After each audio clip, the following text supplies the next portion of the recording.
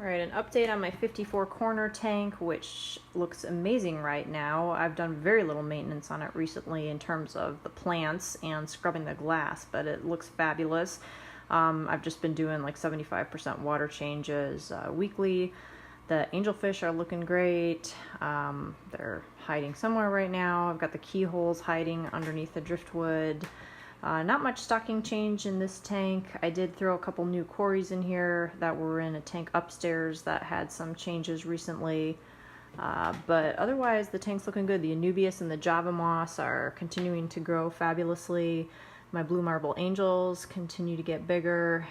They've already been fed, so they're not really responding to my presence like they usually do when I first get home from work. But again, really happy with how this tank is. It's kind of my moment of zen as I sit at my desk and work in my office. All right, next tank here, also in the living room, is my 55-gallon with the Severums and Angels. This tank, I've been determined to try to keep it semi-planted. The Severums actually have not been my biggest problem. It's my L128 Pleco that is determined to eat holes in all my sword plants. And the sword plants try to grow as fast as possible, and I'm always trimming dead leaves. You can kind of see the holes continue, but I do like the look of the live plants, so I'm hoping I can continue to keep those going, and we'll see how it goes. But the keyholes are doing nice in here. I did add 8 orange laser cories in here. They were in my tank upstairs, but when I added some cichlids to that tank and changed the stocking around, I had to relocate them. So there's a grouping of them you can kind of see, or maybe not see very well, behind these flower pots here. So there's a couple of them, nice bright little guys, and they're fairly active, usually when the lights start dimming. Alright, in the dining room here, got my 90-gallon tank. This looks a bit different from the last time I video updated. I gave up on the live plant idea because they kept getting ripped up. So now I have some fake plants. The blood parrots went to auction. So now this tank just has a handful of juvenile cichlids and these 4 silver dollars, which may or may not stay in here. I might want to throw them in the 265, but right now they seem pretty happy and like swimming around in circles around the driftwood. Their presence has actually made the tank chill out a little bit more. So I have some suspected red devils, but probably my devil since I don't know the exact lineage. Vieja Argentea. A couple of the Umbi babies went in here. And I have a little short body flower horn Thai silk guy that's going to get his own tank in a little bit. And then there is a red Texas up there, and he was pretty shy when I first got him, but now he's swimming around a lot. I think the addition of the silver dollars actually worked really as a dither, and he's a lot more outgoing now. All right, my little 20-gallon long tank. I've got the Guianacara Decaira in here still, and I did decide to part with my Nano-Luteus. And I'm trying a slightly bigger Amatillania, if that's how I pronounce it, Septum fasciata. So I have 4 of them in here. You can see 2 of them right now. They do tend to be fairly shy, but they're the Guianacara almost act as dithers. But now that they're getting a little bit bigger, I may move them into a different tank. Probably leave them here for just a little bit longer while the septums settle in, and then I'll give the septums this tank to themselves. Okay, and here we have the 120-gallon, which is my semi-mild-mannered, mostly South American community, some Central Americans in here. New additions here were some Equidens species I picked up at the North Jersey Aquarium Society fall auction, and I have some Bala sharks that came from the Bucks County Aquarium Society auction. Well, this bigger guy did. The little ones I got to go along with him just to give them the opportunity to school a little bit. The cichlids pretty much leave the sharks alone. They all tend to swim around and not bother each other too much.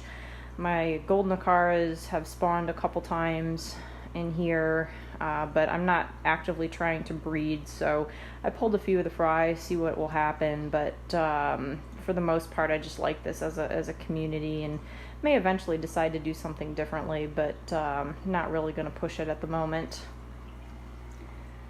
Alright, so this little tank here, I've got Fry Grow Out, Trimac, Vieja Hartwiggy, and another Ganocara species. Name escapes me at the moment as I sit here.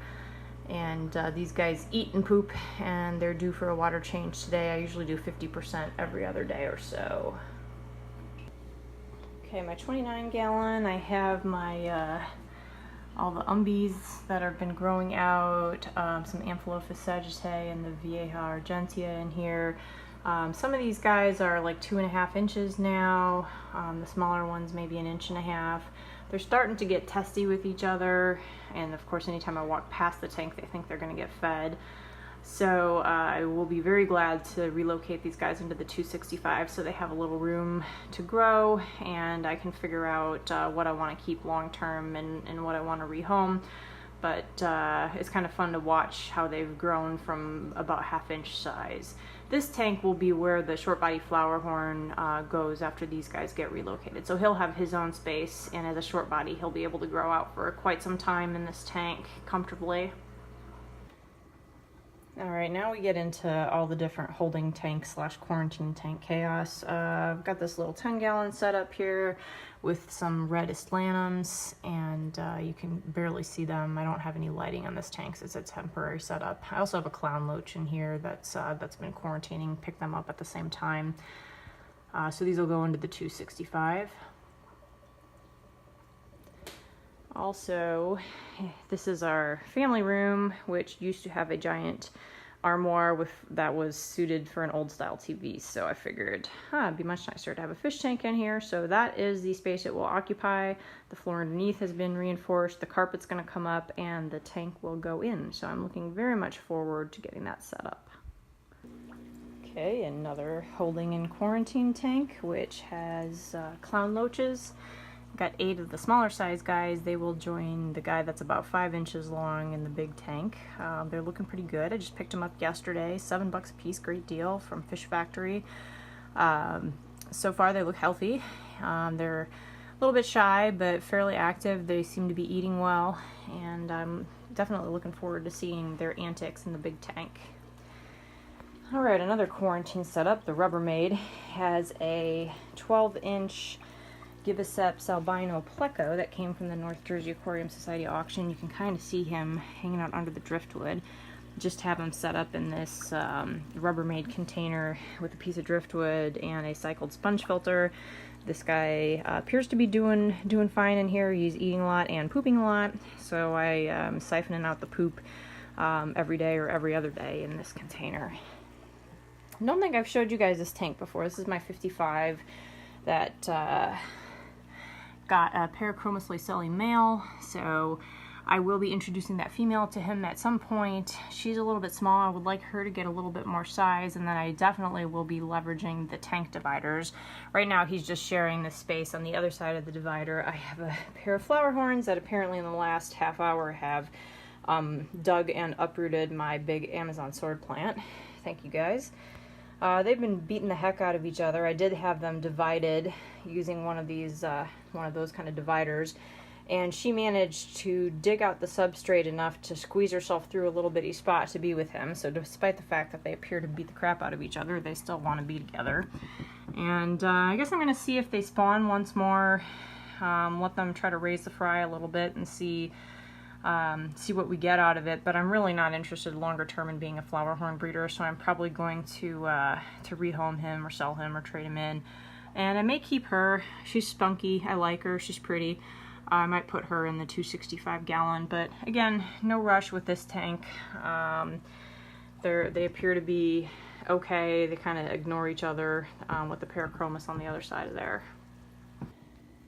And the final stop on the Fishroom tour would be my guest room, which we don't have any guests right now unless you count these fish.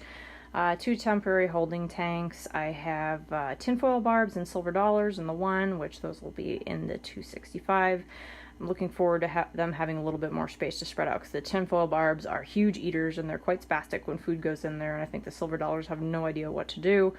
But they all look really nice, and I think they'll be a great focal point in that tank, especially early on when the cichlids are all so tiny.